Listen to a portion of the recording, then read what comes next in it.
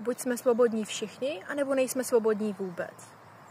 Včera se konal Budapešský Pride, a to přesto, že v březnu Orbánova vláda přijala zákon, který všechna shromáždění, která propagují homosexualitu, omezuje. Policie tak tento pochod zakázala. Liberální budapešský starosta si však organizaci průvodu vzal na sebe a umožnil tak, aby se ho účastnilo téměř 200 000 lidí a 70 europoslanců, včetně naší pirátky Markéty Gregorové. Starosta prohlásil, že Budapešť je hrdá na svou rozmanitost a že vždy zůstane svobodným a tolerantním městem. A řekl naprosto výstižně, že buď jsme svobodní všichni, anebo nejsme svobodní vůbec. Piráti jsou liberální a progresivní politickou stranou, které záleží na tom, abychom nerozlišovali občany první a druhé kategorie. Jasně říkáme, že chceme manželství pro všechny a že se budeme vždycky zasazovat o práva LGBTQ osob.